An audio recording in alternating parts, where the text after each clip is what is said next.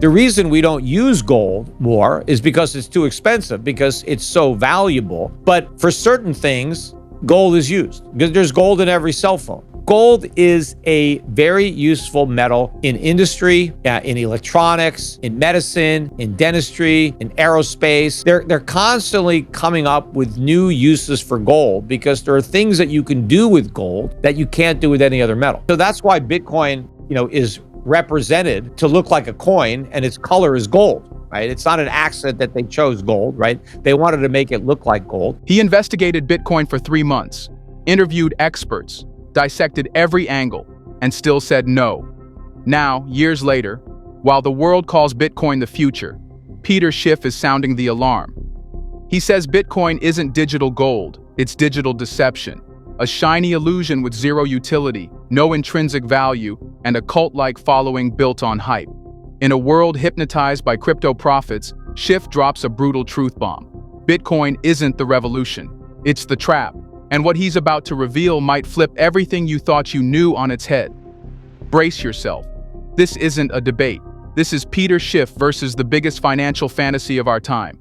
Well, first of all, there's a big difference between gold and Bitcoin. But Bitcoin was modeled after gold in that they tried to replicate in Bitcoin some of the properties that made gold better money than salt or cattle or other things that have been used as money over the centuries. And so that's why Bitcoin is represented to look like a coin and its color is gold. Right? It's not an accident that they chose gold, right? They wanted to make it look like gold. The way you create a Bitcoin is you mine it. Well, there's no mining. There's no picks and shovels. Why do they call it mining? Well, because you mine gold. But the way you create a Bitcoin is you solve a mathematical equation, right? So that's not, doing math problems isn't mining. So they tried to kind of counterfeit the properties of gold. They made it divisible. Yes, Bitcoin is scarce. There's 21 million Bitcoin, but there's 2.1 quadrillion Satoshis. That's the smallest unit. So 2.1 quadrillion is a pretty big number, right? So there's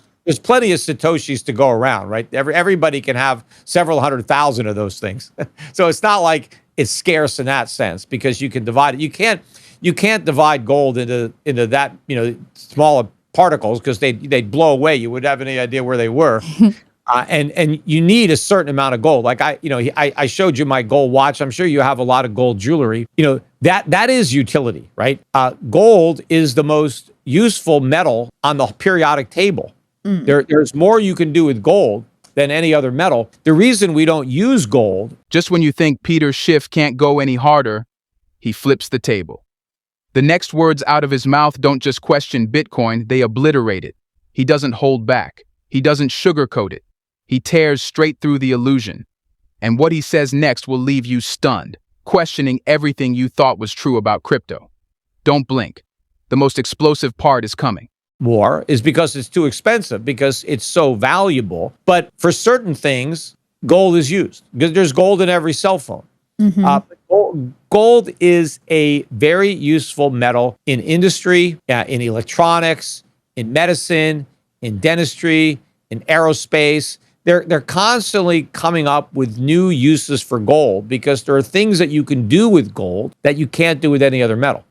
And so the reason that gold is a store of value is because unlike other metals, gold doesn't decay, it doesn't tarnish. If you find a wrecked ship that went down in the Caribbean 500 years ago, if you could find that shipwreck, if there was some gold, it's still there. It looks exactly the way it looked but the day it sunk. Everything else is gone, but the gold is still there, and it's just as beautiful as it was 500 years ago when the ship sunk. So if you have gold and you don't use it to make a product, if I just hold a gold bar, a gold coin, in 1,000 years, somebody can take that gold coin and do whatever they want with it. They can melt it back down and they can use it for whatever they want. So when you own gold, you are storing all of the things that you can do with gold in the future.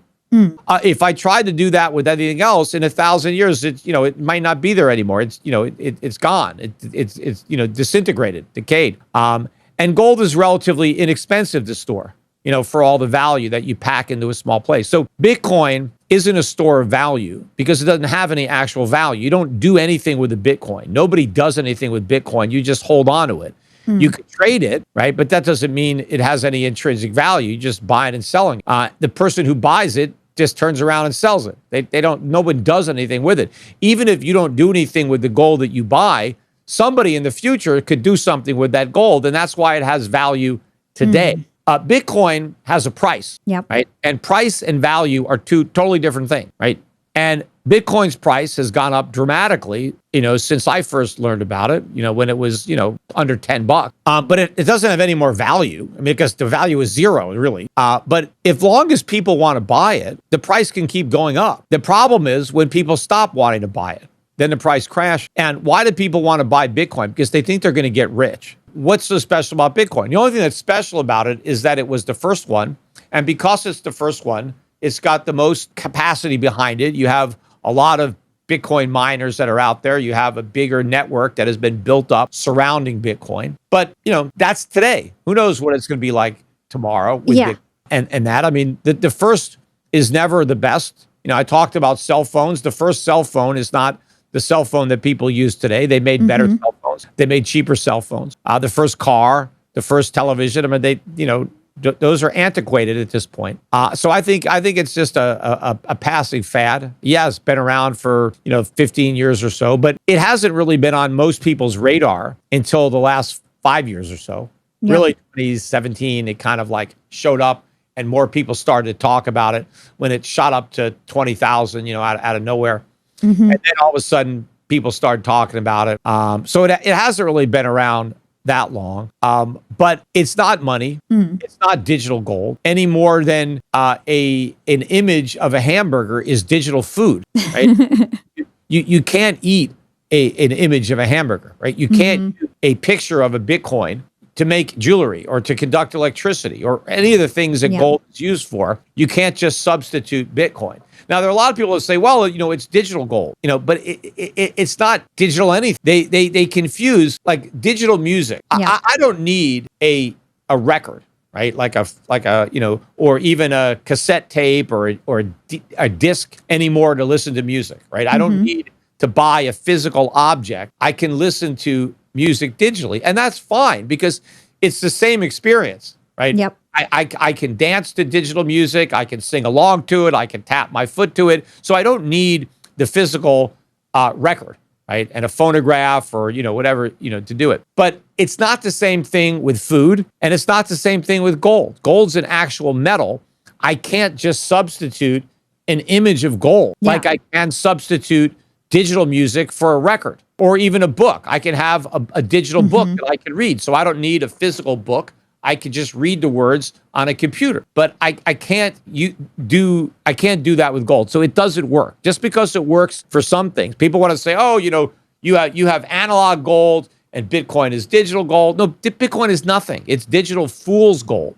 It's not actual gold. But initially, if you go back and read the white paper from Bitcoin, it was supposed to be money, a peer-to-peer monetary system that people would use in transactions to purchase goods and services. But it doesn't actually work for that because it's so slow and so expensive and it's volatile. So nobody uses it for the purpose it was created. Now, early on, it was used to some extent. They just let Albright, out of jail, and he did the Silk Road.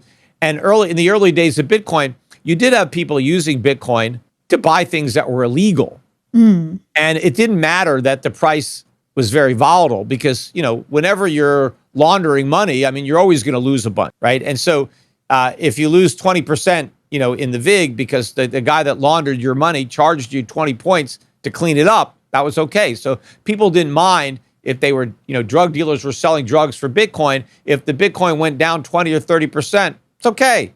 I still got 70% left, which is, pretty good. But nobody really used it for legal, ordinary transactions. There was no reason to do that. But now nobody does that. They just hold it, and all they do is trade it. And now you have ETFs that own it, and some companies have been going into debt to buy it, like Yep. Michael Saylor. I Yep. mean, that's one of the reasons that the price has not collapsed, is you got these big companies. Michael Saylor is borrowing $1 billion a week to buy Bitcoin. Yeah. Does that Bitcoin generate any real income? No, it doesn't generate anything. He's just propping up the price by going into debt to buy more of it. Peter Schiff has made his stance crystal clear. Bitcoin isn't digital gold, it's digital danger. While the hype machine keeps spinning, Schiff reminds us, real value doesn't come from code, it comes from substance. If this made you think twice about the crypto craze, smash that like button, hit subscribe, and ring the bell, because we bring you the truth the mainstream won't. This was Peter Schiff, Unplugged, and this is just the beginning.